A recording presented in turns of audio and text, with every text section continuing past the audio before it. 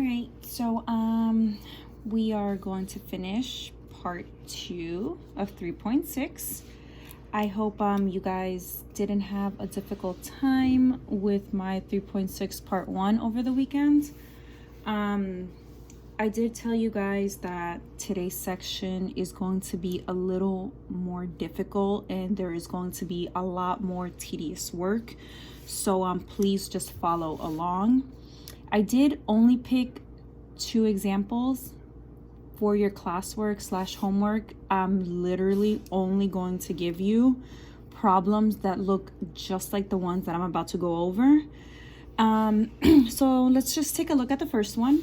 So I have here, solve an equation with extraneous solutions. If you guys don't know what extraneous means, it really means a solution or an answer that does not make sense. Okay?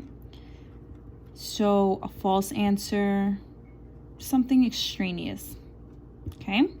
So let's take a look at the first one. It says solve x plus 1 equals the square root of 7x plus 15. Okay, so I need to get rid of this radical. You guys know that we do not like radicals. So this is the square root of 7x plus 15. So we know there's an invisible 2 here. So to undo this, I have to raise it to the second power. But what I do to the right side, I also have to do to my left side to make sure it's equal on both sides. Okay, so this becomes equals. This radical is gone, and so is this exponent. So I'm left here with 7x plus 15. Okay, on this side, you guys know we cannot distribute that exponent. This exponent means I have 2 binomials of x plus 1.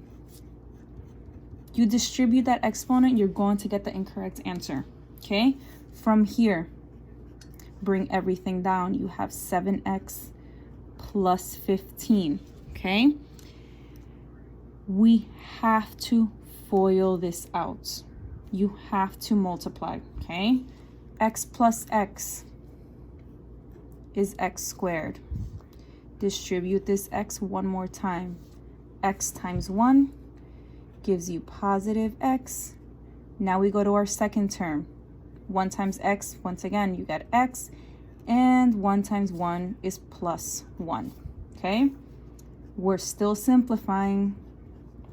Okay? Here, I can't combine anything with x squared, but these linear terms, I have 2 of them. So now I have 2x plus 1. I can combine terms on both sides. And since we're solving here, this is our highest degree. We are going to touch upon factoring again. So I hope you guys remember how to factor. When we are solving quadratics, we have to have 0 on the right side. Okay, your quadratic functions have to equal 0. If not, you cannot factor. The opposite of plus 15 is minus 15.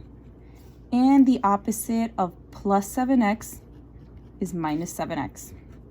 Okay, I'm doing all this because I want my quadratic equation to equal 0 so I can factor. I don't know why these are not coming out straight. So I have x squared. 2 minus 7 is minus 5x, and 1 minus 15 is negative 14. Okay, from here, you guys remember your AC method. Okay, you have a times c at the top and the value of b right at the bottom. Remember, please write the values of a, b, and c if you guys are messy with your work. A is 1. The value of b, it's negative 5. And your constant is negative 14. Okay? 1 times negative 14 is negative 14. and the value of b is negative 5. From here, we have to list the factors of negative 14, okay? So you have, can you guys see? Right here. 1 times 14.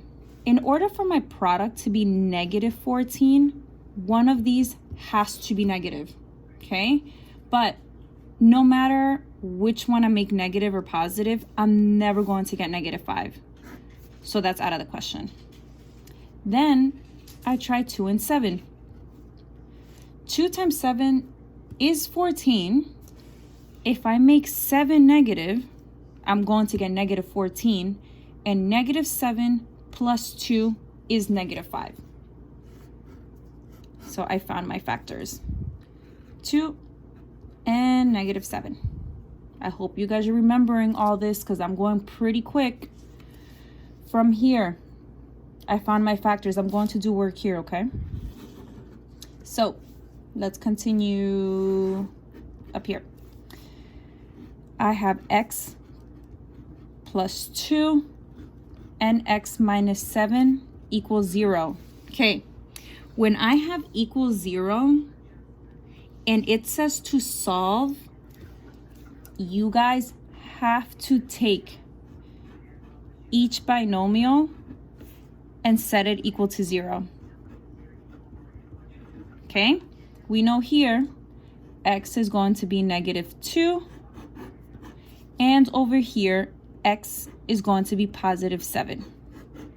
Okay, when we're solving radicals and the directions saying solve an equation with an extraneous solution, that means one of these answers is not going to make this equation true. Okay, that's why over here on the bottom, I have put check, okay? For your assessment that you will have some time this week and for your homework, I'm telling you right now, both answers aren't going to make sense. We are not speaking about parabolas here. These are radicals, okay? So both of them do not have to make this equation true. So you have to check. So over here, I'm going to try x is negative 2. Wherever you see an x, substitute negative 2. Negative 2 here equals 7 times negative 2 plus 15. Okay, negative 2 plus 1 is negative 1. I have negative 14 plus 15. Negative 1 equals the square root of 1. You guys know 1 is a perfect square. Negative 1 equals 1. That statement is false. So this is not an answer, okay? Sometimes maybe both of them won't make sense. So you have to test both, okay? X equals negative 2 doesn't work. Let's try 7. Wherever you see an X, substitute a 7, okay? Plus 15. 7 plus 1 equals 8. 7 times 7 is 49 plus 15. 8 equals the square root of 64. You guys know 64 is a perfect square. Only x equals 7 is a solution, okay? I know this is a lot. I actually think I'm going to stop here today. And tomorrow, I will do the second part of solving these, or the third part actually. I will post your homework on Google Classroom. Please email me if you have any questions. Maybe we can do a few more together. But enjoy the rest of your day.